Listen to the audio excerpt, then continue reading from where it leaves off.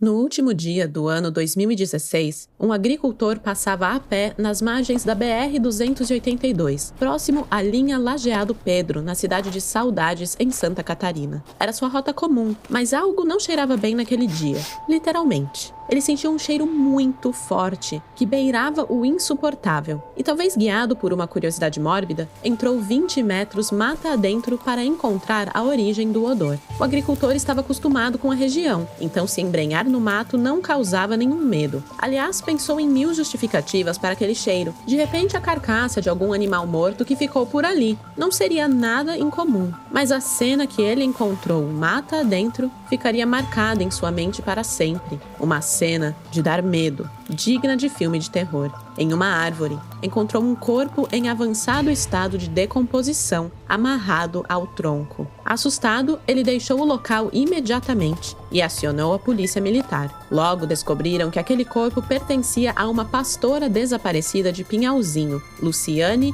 Hemmerich dos Santos, uma mãe e esposa que já estava desaparecida há 12 dias. Esse é o caso do pastor assassino de Pinhalzinho, o assassinato de Luciane Hemmerich.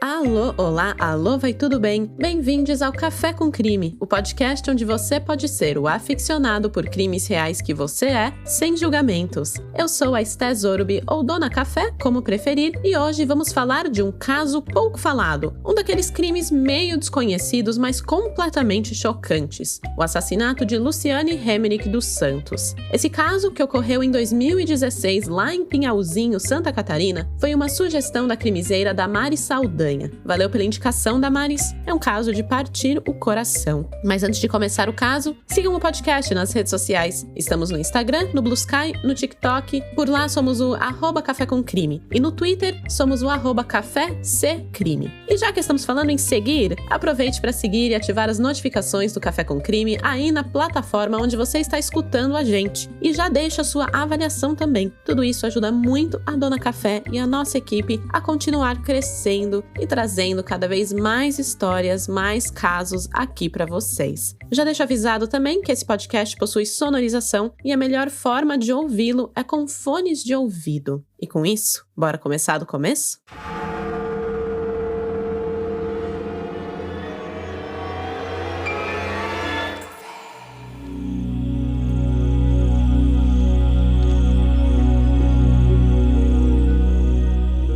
Luciane Hemmerich dos Santos tinha 29 anos. Ela era uma mulher com linhas arredondadas no rosto, de pele clara, olhos verdes que escondia por trás de um óculos retangular de grau, cabelos longos, escuros e lisos e um sorriso encantador que escancarava os seus dentes da frente separados, apesar de ela ter usado aparelho. Ela era mãe de Yasmin, uma garotinha de mais ou menos 2 anos e meio, que da mãe só puxou os cabelos lisos e pretos. Yasmin era muito mais a cara de seu pai, o pastor Valdemar dos Santos. Ele era um homem 21 anos mais velho que a esposa. Tinha 50 anos, uma pele bronzeada, um sorriso largo acentuado por covinhas, um nariz redondo predominante em seu rosto, cabelos já completamente cinzas. A filha herdou seus traços, a sua pele, os seus olhos redondos e escuros. Yasmin era uma garota simpática e sorridente, assim como seus pais pareciam ser. Era o xodozinho de sua mãe. Luciane era apaixonada pela maternidade, amava compartilhar no Facebook a rotina com a filhinha e o quanto era feliz com a família que construiu. A diferença de 21 anos entre Luciane e Valdemar dos Santos não foi impedimento para que se aproximassem, se apaixonassem e se casassem, dentro dos preceitos da Igreja Assembleia de Deus. Por sinal, eram uma referência de casalzão para a sua comunidade. Eu não consegui apurar informações sobre o início do relacionamento dos dois, mas parece, de acordo com as postagens de Luciane nas redes sociais, que o romance se iniciou no mínimo por volta de 2008, quando Luciane tinha 21 anos e Valdemar 42. Apesar de dividir o seu perfil do Facebook com o esposo, é nítido que a administração do perfil era de responsabilidade de Luciane, que que não poupava nenhum de seus amigos virtuais de declarações de amor e fotos com o marido. Eram inúmeras. Meu amor pra cá, meu amor pra lá, o nome dele escrito na areia com um grande eu te amo embaixo, gratidão pelo relacionamento, pela família, pelo carinho e pelo apoio. Quem via tudo aquilo pela fresta daquela pequena janela aberta pelas redes sociais, capaz de mostrar alguns recortes da vida de uma pessoa, aquele parecia ser um casamento saudável, com amor e cumplicidade, digno da admiração dos fiéis que o acompanhavam na igreja. Afinal, quem ocupa um cargo de confiança na igreja, como Valdemar e Luciane, quem sobe no altar para falar da palavra de Deus, deve servir de exemplo para quem frequenta o templo. É digno de admiração da comunidade e é sim a obrigação dos pastores que conduzem aquela congregação ser dessa forma. E o casal era isso. A dupla representava a idealização da felicidade e de um relacionamento saudável, o espelho que os servos daquela assembleia refletiam seus anseios e objetivos. Pelas redes sociais, Luciane também mostrava sua gratidão e sua fé. Ela costumava contemplar o nascer e o pôr do sol, sempre se mostrando grata por cada dia de vida. Era comum Luciane agradecer a Deus por sua família, inclusive costumava utilizar suas redes sociais para divulgar cultos específicos voltados para a família. Ela não tinha muito, mas o pouco que possuía fazia questão de compartilhar, inclusive seu otimismo, sua gratidão e o que ela tinha de mais valioso, que era a sua fé em Deus. Valdemar dos Santos era pastor da Igreja Assembleia de Deus de Pinhalzinho, um local com pouco mais de 20.000 habitantes no interior de Santa Catarina, distante 592 quilômetros da capital, Florianópolis. E é comum que as famílias dos pastores vivam nos imóveis onde as igrejas funcionam. No caso de Luciane e Valdemar, eles ocupavam um apartamento do segundo andar nos fundos do templo da Rua São Salvador, no centro da cidade de Pinhalzinho. Na casa, viviam com os 2 filhos, Marcos, de 18 anos, que era fruto de outra relação do pastor, e a pequena Yasmin, filha do casal. Era ao templo que Luciane dedicava grande parte do seu tempo. A mulher estava sempre envolvida com o que ela acreditava era capaz de edificar a sua fé. Ela era a responsável por organizar encontros de casais com Cristo, chá das mulheres e encontros semanais para o estudo da Bíblia, sendo muito popular entre os cristãos. E se o templo precisava de reformas e não havia dinheiro para as obras? Sem problemas, a pastora logo inventava um evento, reunia a mulherada, colocava a mão na massa, arrecadava a grana e dava o seu jeito. Não tinha tempo ruim para ela e tudo o que fazia era por amor. Servir a sua comunidade era um prazer, não uma obrigação. Entre a dedicação à família e a atenção aos trabalhos desempenhados no templo, a vida seguiu seu curso. A sua rotina meio que se repetia dia após dia. Mas em dezembro de 2016, tudo mudou.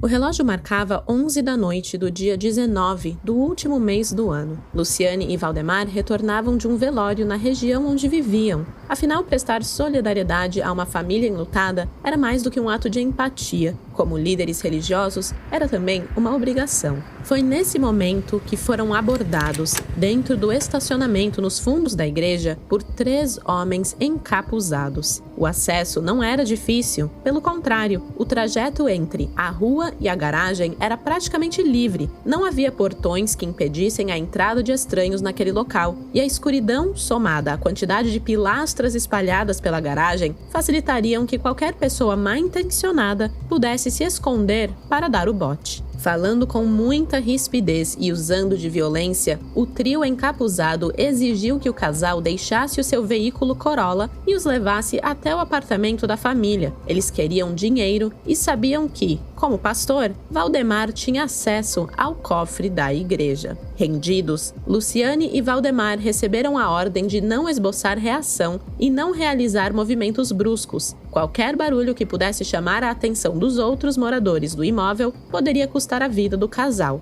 e assim eles obedeceram. Os dois foram conduzidos da garagem por um corredor que dava na entrada do pequeno prédio nos fundos do templo e forçados a subir as escadas até o segundo pavimento onde viviam. Assim que os bandidos entraram, passaram a pressionar Valdemar pelo dinheiro. Era só o que pediam. Com medo, o pastor os levou até o cofre e entregou 14 mil reais em dinheiro vivo, um valor arrecadado com o dízimo dos fiéis, ofertas e com os eventos organizados por Luciane para a manutenção e algumas reformas. O muro do templo, inclusive, estava em obras naquela época. Mesmo com a grana na mão e sem nenhuma ameaça iminente, os criminosos decidiram fugir e levar o casal junto. Eles voltaram para a garagem, colocaram Luciane e Valdemar no banco de trás do Corolla e deixaram Pinhalzinho rumo à cidade de Maravilha, que fica a cerca de 30 quilômetros dali. Chovia bastante e a visibilidade na pista não era das melhores. Então, na metade do caminho, próximo ao trevo da cidade de Modelo, os bandidos decidiram mudar os planos. Eles pararam o carro, retiraram o pastor do veículo e o obrigaram a ficar somente de cueca, mas curiosamente o deixaram com o seu telefone celular. Enquanto era ameaçado e proibido de levantar a cabeça, os bandidos retiraram Luciane e a colocaram em outro carro, um veículo que Valdemar não conseguiu ver o modelo, a cor ou muito menos a placa. Quem seria capaz de encarar uma pessoa que te aponta uma arma, né? Ninguém, gente, então ele manteve a cabeça baixa e fez o que pediram. Antes que os bandidos fossem embora, orientaram que Valdemar deveria aguardar cerca de 2 horas dentro da mata e só então deixar o local para chamar por ajuda. E o pastor obedeceu. Aguardou o tempo necessário antes de ligar para as autoridades e para a sua família. Alheio ao crime em andamento que vitimava o pai e a madrasta, Marcos chegou ao apartamento pouco tempo depois que o casal foi levado pelos bandidos. Ele estacionou o carro na mesma garagem onde momentos antes bandidos renderam os pais, subiu até o apartamento e foi para o quarto. Ele notou que o carro do casal não estava na garagem, mas Marcos não se questionou muito sobre isso, porque com as responsabilidades impostas aos líderes espirituais daquela igreja, era comum que Luciane e Valdemar passassem longos períodos fora de casa, mas a sua tranquilidade durou pouco tempo. Por volta da 1 da manhã do dia 20 de dezembro, o telefone tocou. Era Valdemar pedindo socorro, porque tinha sofrido um sequestro relâmpago junto com a esposa. Ele parecia desesperado, assustado, chorava muito e implorava por ajuda. Havia sido deixado praticamente pelado na rodovia e desconhecia o paradeiro da esposa. Marcos não pensou 2 vezes. Desceu até o primeiro andar, onde vivia o também pastor Vilácio Beraldo, e bateu insistentemente na porta. Pastor, meu pai foi assaltado e está em frente à Aurora. O senhor avisa a polícia? A notícia caiu como uma bomba. A essa altura, em posse de seu celular, o próprio pastor Valdemar já havia notificado a polícia sobre o crime. Mesmo assim, o pastor Vilácio foi até o batalhão da Polícia Militar para pedir ajuda e já saiu de lá seguindo viaturas que deixaram o local para buscar o pastor Valdemar. O Valdemar estava aguardando o resgate apenas de cueca em um ponto de ônibus e não foi difícil encontrá-lo, apesar da escuridão imposta pela madrugada. Ele parecia muito assustado e emotivo com a situação. Era difícil para ele explicar o que havia acontecido, já que não tinha conseguido encarar nenhum dos bandidos que estavam encapuzados, e também foi impedido de ver o carro que levou a esposa. A única informação que possuía era a de que, ao fugir, os criminosos tinham a cidade de Maravilha como destino. Mas também, como garantir que os criminosos tinham realmente fugido para lá? Era um tiro no escuro, porém a polícia precisava iniciar as buscas por Luciane em algum lugar, e assim o fez. Assim que o dia amanheceu, equipes da Polícia Civil de Pinhalzinho iniciaram as buscas pela pastora, e não demorou muito até que encontrassem o carro do casal, ainda com a chave na ignição. O veículo foi recolhido pelas autoridades para a perícia, mas nele não havia nenhuma pista sobre o paradeiro da vítima. Algumas perguntas já martelavam a cabeça dos investigadores. Por que levar a pastora se os criminosos haviam conseguido o dinheiro? Por que libertaram o Valdemar com o seu aparelho celular? Por que o deixaram apenas de cueca na beira da estrada? Seria o crime uma vingança? Ainda era cedo para dizer. Tudo o que sabiam sobre o que aconteceu na noite de 19 de dezembro de 2016 foi o que o pastor Valdemar contou em depoimento enquanto sua esposa foi dada como desaparecida. A história, por enquanto, tinha apenas uma versão, Mas, como bons crimezeiros que somos, sabemos que toda história tem mais de um lado.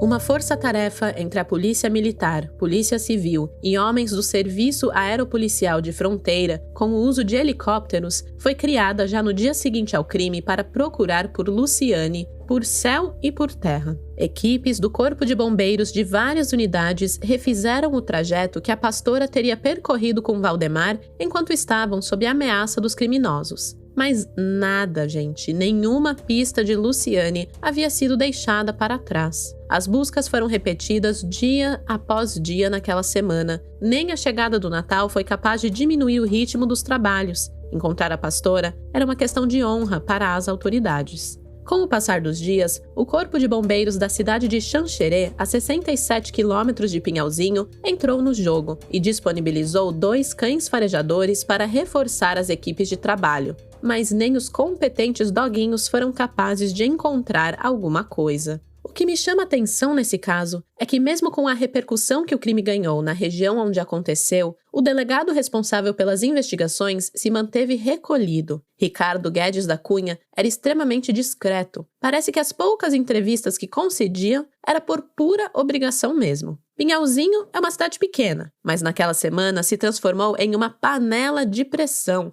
Todos queriam saber onde Luciana estava e cobravam da polícia um desfecho rápido, coisa que o delegado Ricardo, não estava muito disposto a compartilhar nada de informação, então só fomentava ainda mais a curiosidade de todo mundo. O desaparecimento de Luciane chamou tanta atenção que, mesmo quem não a conhecia e não era membro de sua congregação, especulava sobre o assunto. O crime furou a bolha da Assembleia de Deus e despertou o interesse de todo o município, tornando-se assunto recorrente em todos os ambientes. Era um tititi generalizado e muitas perguntas sem resposta. Assim como em qualquer caso que ganha notoriedade, muitas denúncias falsas chegavam ao conhecimento da polícia. Era preciso triar as informações para saber o que de fato tinha fundo de verdade e o que era trote de gente desocupada. E eu já falei, vou falar de novo, não consigo entender como pessoas adultas se disponibilizam para pegar o telefone, inventar uma história maluca, ligar no Disque Denúncia ou para a família da vítima para passar trote. Não dá para entender como que essas coisas acontecem. Eu jamais serei capaz de compreender tamanha maldade, porque é isso que isso é. Esses trotes, essa informação falsa é maldade. Além de atrapalhar as investigações, maltratam pais, filhos e companheiros. Para mim, é um absurdo sem tamanho. E no caso de Luciane, infelizmente, isso aconteceu. E assim como eu fico irritada com isso, quem também se irritou bastante foi o delegado Ricardo. Ele tentou colocar ordem na bagunça e foi à imprensa para tentar abafar as especulações. A pressão que seus homens e outras equipes que ajudavam nas buscas estavam submetidos era surreal e atrapalhava a investigação, esse bafafá todo, essa burburinho, essas coisas, né? Então ele pediu calma e esclareceu que aquela ansiedade generalizada não seria capaz de elucidar nenhuma das perguntas que estavam sendo colocadas. Afinal, todos estavam trabalhando freneticamente em busca do mesmo objetivo, que era a localização da pastora Luciane de Pinhalzinho. Passou 1, passou 2, 3 dias, chegou o Natal, passou o Natal e nenhuma informação sobre o paradeiro da pastora veio à tona. Yasmin, que era apenas um bebê, já estava há mais de uma semana longe da mãe, sem que houvesse expectativa de um retorno. Foi um sofrimento só. Luciana Hemmerich dos Santos ficou como pessoa desaparecida por 12 dias, período em que Valdemar sustentava a narrativa do sequestro. Porém, após 12 dias, Luciane reaparece da forma que nenhum familiar, amigo e conhecido seu desejava. Um agricultor passava a pé nas margens da BR-282, próximo à localidade da linha Lajeado Pedro, na cidade de Saudades. Foi ali que sentiu um cheiro muito forte que beirava o insuportável. E ele fez o quê? Guiado por sua curiosidade, talvez um pouco mórbida, entrou 20 metros mata adentro para encontrar a origem do odor. Eu achei corajoso, eu jamais entraria. Mas para um agricultor acostumado com a região, decidir se embrenhar no mato para procurar de onde vinha o cheiro, imagino que deve ser fichinha. Ele deve ter pensado em milhares de justificativas para aquele fedor. De repente, a carcaça de algum animal morto que ficou por ali mesmo. Não seria nada muito incomum. Mas a cena que ele encontrou era digna de filme de terror. Um corpo amarrado a uma árvore. Estava já em estado avançado de decomposição. Assustado, ele deixou o local e imediatamente acionou a polícia militar. A polícia militar entrou em contato com a polícia civil e também com o Instituto Geral de Perícias, o IGP. Após fazer o seu trabalho no local, o IGP confirmou a identidade do cadáver. Tratava-se da pastora desaparecida, a esposa de Valdemar, mãe de Yasmin. Era Luciane Hemmerich dos Santos.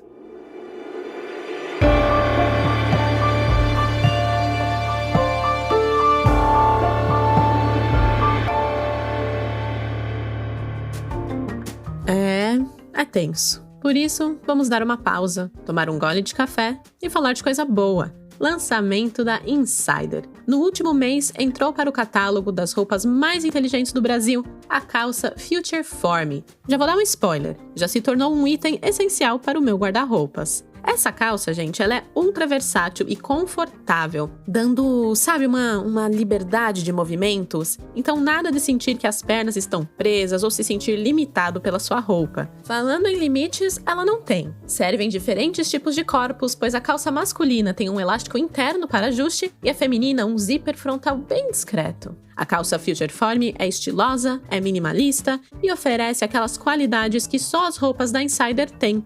Rápida evaporação de suor, desamassa no corpo, o tecido repele água, tem alta durabilidade e não desbota. Eu sei, é tudo de bom, né? Então já clica no link que está na descrição desse episódio, entra lá no site da Insider Store e use o nosso cupom Café com Crime 15, que somado aos descontos da Black Insider que já estão no site, você pode garantir as peças com até 40% off. Essa promo é especial para você, crimizeiro, pois o Café com Crime tem uma parceria com a Insider. E quando você clica no link e usa o nosso cupom, você está apoiando o podcast também.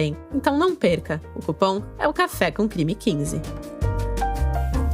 O podcast agora recebe apoio de ouvintes através do Apoia-se. Sim, apenas lá no Apoia-se você pode fazer uma assinatura mensal no valor que você quiser, 5, 10, 15, 20. E com isso, você tem acesso a episódios exclusivos. Então, para você que um episódio a cada 15 dias não basta, essa é uma boa opção. Você ganha um episódio a mais por mês. Além disso, tem outros benefícios que você pode descobrir acessando o Apoia-se.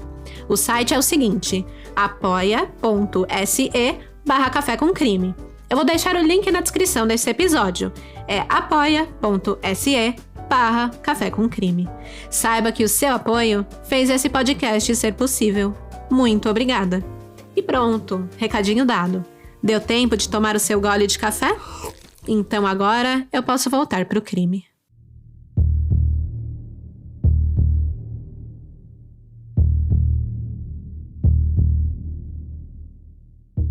As primeiras informações sobre a localização do cadáver foram noticiadas por um blog evangélico ainda no dia 31 de dezembro de 2016. Eles publicaram que, de acordo com informações fidedignas, o corpo da irmã Luciane havia sido localizado pendurado em uma árvore no meio da mata fechada. Suas roupas estavam ao lado do cadáver e foram reconhecidas pelos parentes mais próximos. O blog fez questão de destacar que, apesar da pastora ter sido levada de carro, o seu corpo foi encontrado muito próximo do local onde o marido foi deixado pelos criminosos. Parece que os blogueiros evangélicos notaram que fazia zero sentido os bandidos terem separado o casal para matar a pastora a poucos metros de onde o pastor havia sido deixado vivo e de cuequinha com seu celular em mãos. Na mesma publicação, informaram também que Valdemar entrou em estado de choque assim que recebeu a notícia e que precisou de atendimento médico para retomar os sentidos, sendo inclusive hospitalizado.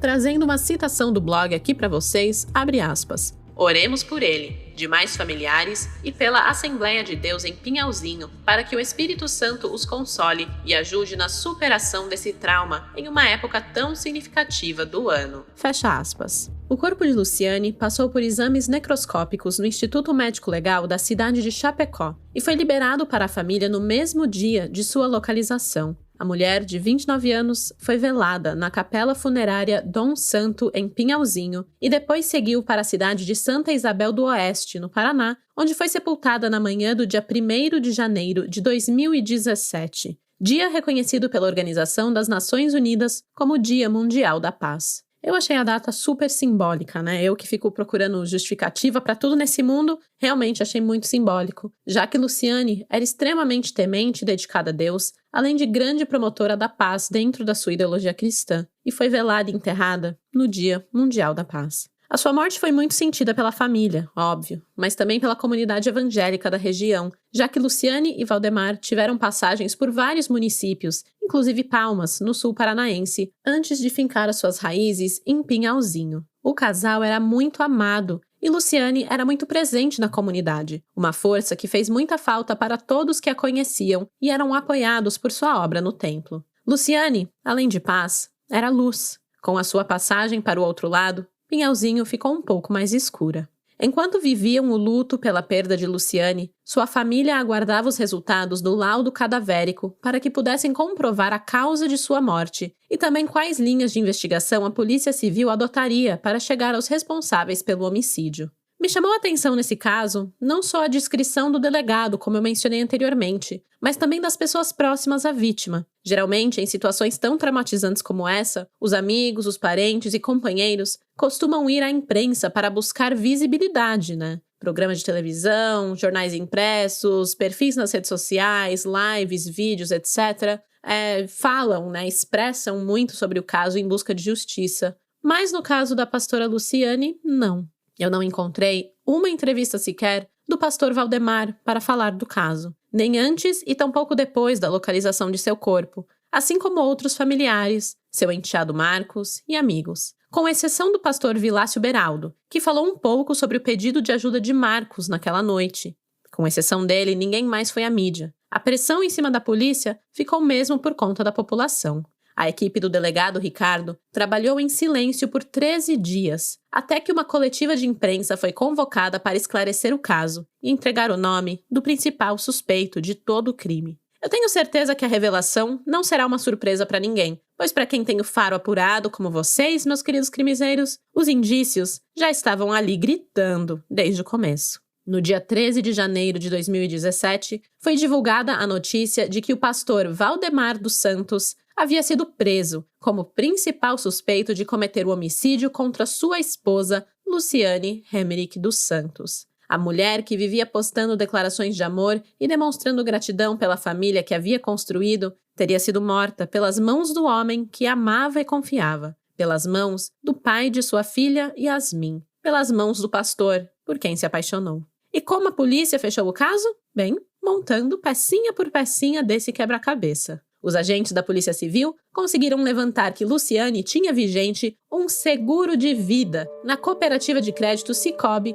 Maxi Crédito. O seguro era no valor de R$300 mil e, para surpresa de ninguém, o beneficiário era o seu esposo, o pastor Valdemar. Tudo bem, esse é um indício que deveria ser levado em consideração, mas não poderia ser usado como prova de um assassinato, né? Ele, inclusive, negou ter conhecimento sobre a apólice do seguro, tá? Confrontado, ele bateu o pé durante o depoimento e garantiu desconhecer a informação. Mas calma, tem mais provas. Apesar de ter construído uma história verossímil, com riqueza de detalhes, e todos eles muito bem decorados, a polícia encontrou uma série de incoerências em seu depoimento sobre o sequestro. O pastor Valdemar disse que o casal foi rendido dentro da garagem da igreja. Deu detalhes dos homens, da dinâmica do assalto, da invasão ao apartamento, da subtração do dinheiro. Mas ele esqueceu de um detalhe muito importante: das câmeras de segurança dos comércios da região. E essas câmeras de segurança, queridos crimezeiros, contaram outra história.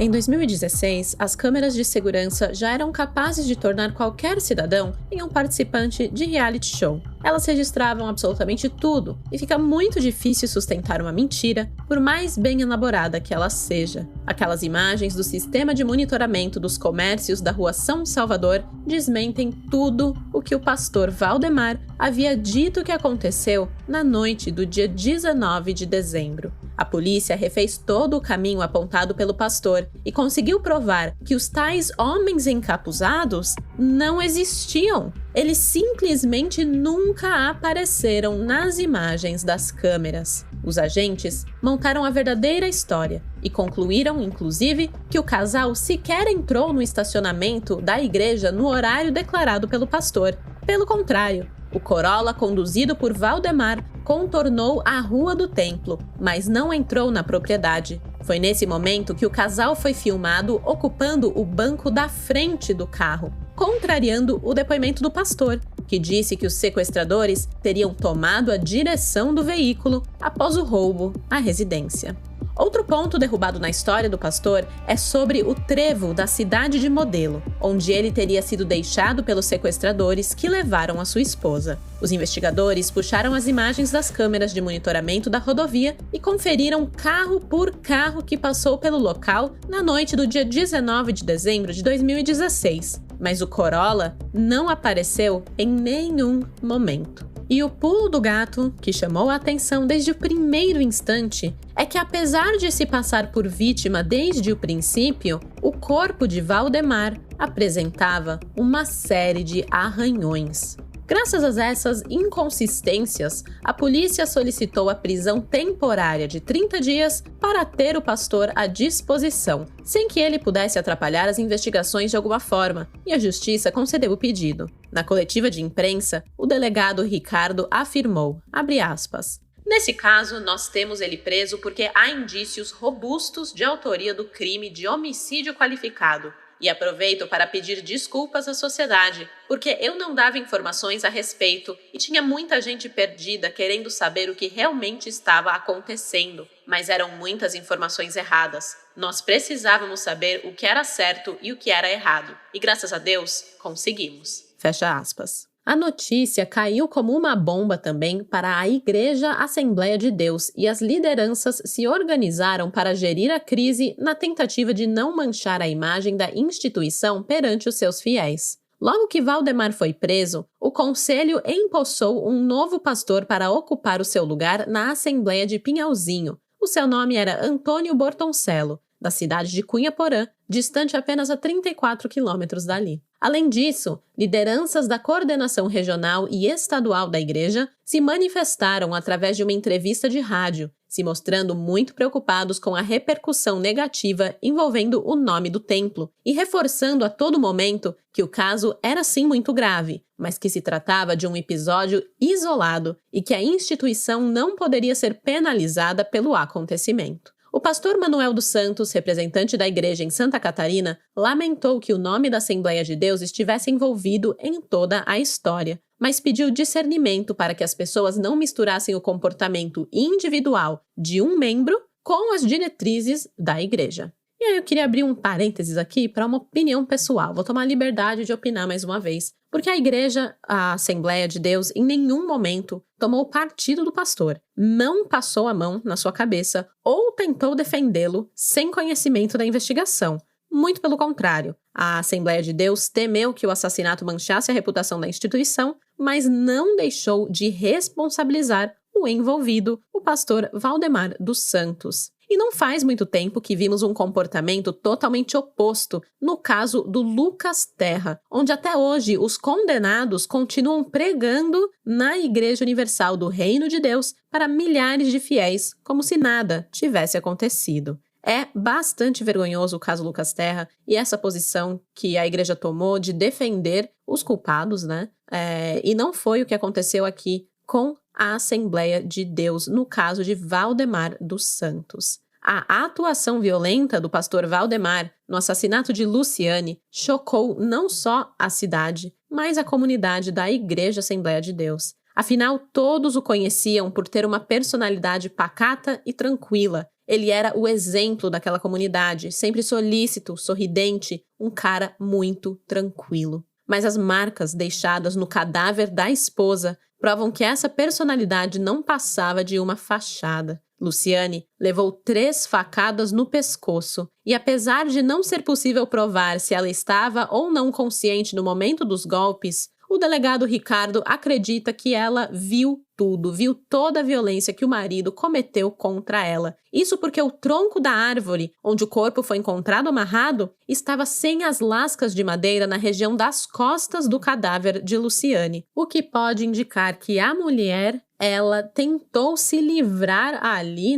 roçou as costas contra a madeira, provavelmente numa tentativa inútil de tentar escapar dos golpes de seu marido. Os cortes no seu pescoço eram tão profundos que a hemorragia causou um choque hipovolêmico, que é quando o corpo perde tanto sangue que extingue ali a sua capacidade de fornecer oxigênio aos órgãos. Apesar desse detalhe não constar nas matérias da época, ou seja, a fonte do que eu vou falar agora são as vozes da minha cabeça, o teatro feito por Valdemar sobre o seu abandono pelado na rodovia deve ter sido muito bem planejado pelo pastor para eliminar as provas nas suas roupas. Afinal, com 3 facadas tão profundas e violentas dadas no corpo de Luciane, é muito provável que o sangue de sua esposa tenha espirrado pelas peças que Valdemar estava vestindo. E qualquer um que fosse socorrê-lo notaria. Então, ser deixado só de cuecas seria mais fácil de explicar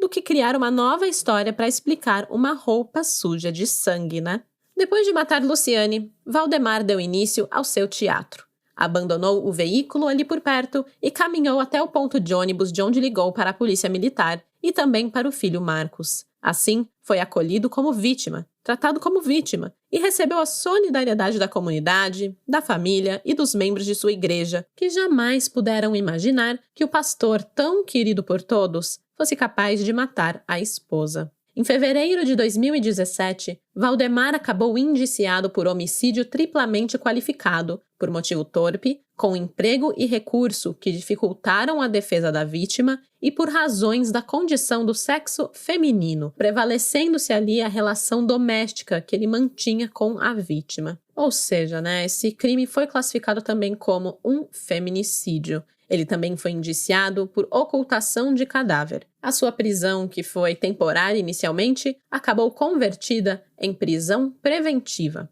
Mesmo alegando inocência, Valdemar dos Santos permaneceu preso. Os seus advogados impetraram um pedido de habeas corpus em todas as instâncias, mas em outubro de 2017, o Superior Tribunal de Justiça negou provimento com base nos fortes indícios de autoria e na possibilidade de fuga do acusado, porque era de conhecimento geral que Valdemar possuía domicílio também no Paraná, para onde ele, aliás, informou que viajaria em suas últimas declarações prestadas à polícia poucos dias antes de ser preso. Então, para evitar que ele fugisse para o Paraná e também pelos indícios fortes de que ele realmente era o assassino da esposa, foi negado o pedido, de habeas corpus.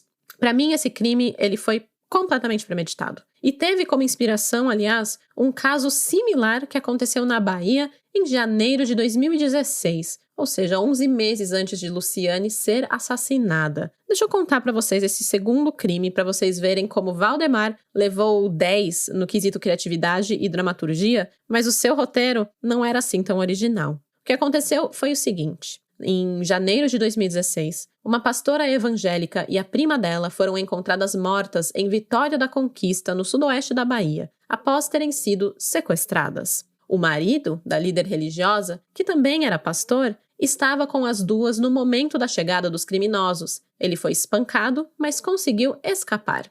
Já ouviram uma história parecida, não é mesmo?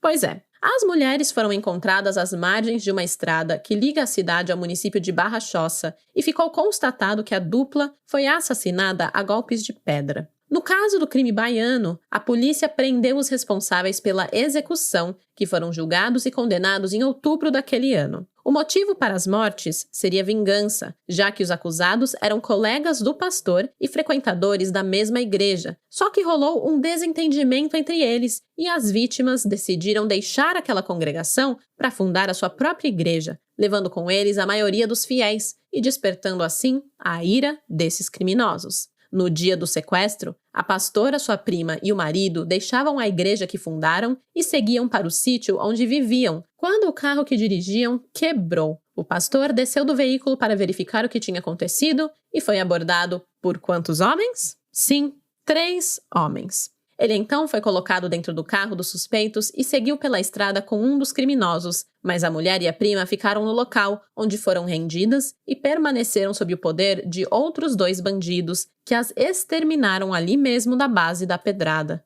Deviam estar com muito ódio mesmo por terem roubado os seus fiéis. A intenção era matar também o pastor, que foi agredido várias vezes ao longo do trajeto, mas ele acabou se debatendo com o cara que estava dirigindo o carro e conseguiu fugir e chamar a polícia. Nesse caso, a Polícia Civil da Bahia comprovou que o marido da vítima era realmente inocente. Só que a história é bem similar ao enredo inventado pelo pastor Valdemar, com algumas adaptações necessárias ali para dar credibilidade. O Valdemar quis contar uma história bem parecida. Ele só não contava com as câmeras de segurança. Então, toda a invenção desse roteiro, que ele muito provavelmente se inspirou nesse outro caso que aconteceu no mesmo ano, não serviu de nada, porque ele não contava com as câmeras de segurança. E assim, o processo correu rapidamente e o julgamento do pastor Valdemar dos Santos foi marcado para dezembro de 2017, mais precisamente para o dia 14, 5 dias antes do crime, do qual era acusado completar 1 ano.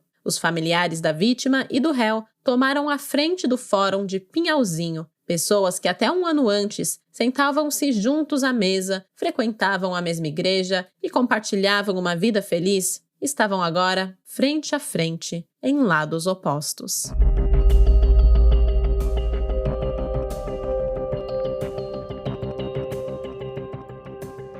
Os parentes de Luciane pediam justiça e a condenação de Valdemar. Os familiares do pastor tinham certeza da sua inocência e protestavam contra as investigações policiais, que para eles apontou a pessoa errada como a responsável pelo assassinato de Luciane. Tinham esperança na absolvição do réu. Assim como a família de Valdemar, os seus advogados de defesa não acreditavam na condenação. Eles apostavam que o réu seria inocentado com base nos exames periciais feitos na vítima e no pastor, e que, segundo eles, não foram capazes de provar a participação do esposo no assassinato da pastora. Já a acusação estava segura da condenação e não descartava a participação de cúmplices no crime, uma possibilidade que jamais foi comprovada. João Batista dos Santos, irmão de Valdemar, concedeu entrevista na porta do fórum e garantiu que não havia provas contra o seu irmão. Abre aspas. Eu acredito sim no meu irmão. Não há nenhuma prova contundente, então eu acredito na sua inocência. Feche aspas. A mãe de Luciane também esteve no fórum, mas preferiu o silêncio. Bastante emocionado, o tio da vítima, Liomar Francisco de Souza, se limitou a falar sobre o sofrimento de todos e classificou o crime como uma tragédia. O júri começou pontualmente às 8 da manhã. E durante todo o dia foram ouvidas 9 testemunhas de acusação e defesa. Entre réplicas e tréplicas, o julgamento durou 2 dias. No dia 15 de dezembro de 2017, mesmo negando a autoria do crime e mantendo a versão de que foi sequestrado ao lado da esposa, Valdemar dos Santos foi condenado pelo Tribunal do Júri de Pinhalzinho a 23 anos e 10 meses de prisão em regime fechado pelo assassinato de Luciane Hemmerich dos Santos, sem direito de recorrer da decisão em liberdade. A condenação se deu por homicídio qualificado e feminicídio, com os jurados aceitando a tese do Ministério Público de Santa Catarina de que toda a história contada pelo réu era forjada e que ele, na verdade, planejou o assassinato da esposa para receber o seguro de vida dela no valor de R$300 mil, do qual era o beneficiário. A pedido do Ministério Público, Valdemar também foi condenado a pagar um valor de R$80 mil aos pais de Luciane por danos morais, em razão do sofrimento da família e pelos prejuízos econômicos causados, além de uma multa pelos crimes que cometeu e também as custas processuais.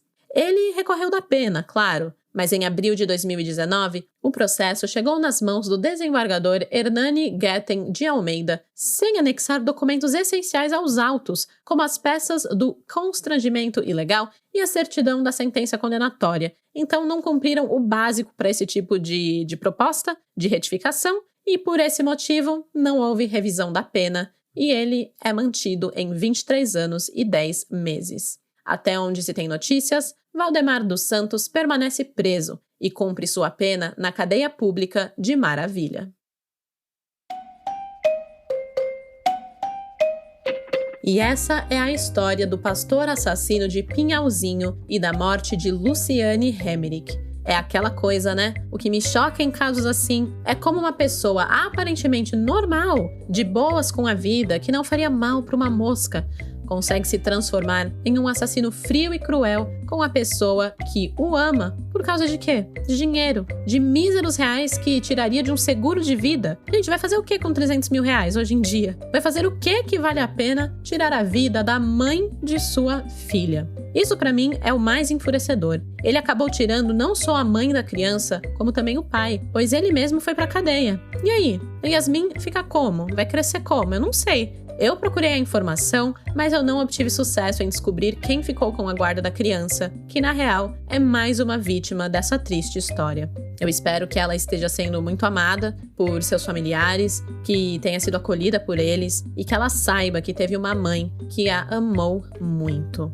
Bem, amanhã, quinta-feira, como sempre, eu postarei as fotos do caso lá no Instagram, no Blue Sky e no Twitter. É o @cafécomcrime. Segue a gente nas redes sociais se você quer ver as imagens do caso e outros conteúdos extras que postamos por lá. Eu volto daqui a 15 dias, não na próxima quarta, mas na outra, com um caso novinho para vocês. E até lá, não tenham um seguro de vida com beneficiários interesseiros, pois de desgraça já basta esse podcast. Tchau, tchau! Esse episódio foi produzido, roteirizado e apresentado por mim, Stephanie Zorbi, com edição de áudio e sonorização de Luigi Calistrato. Pesquisa e roteiro por Ana Paula Almeida. As fontes de pesquisa utilizadas neste episódio foram NDTV Record, Portal Di Regional, Portal Campo Herê, Blog do Cleiton Albino, Portal RBJ, Portal CatV, Portal Fuxico Gospel, Portal G1, Jaru Online, Rádio Pirituba FM, Imprensa do Povo, Portal Catanduva.com, Balanço Geral de Santa Catarina e Jus Brasil.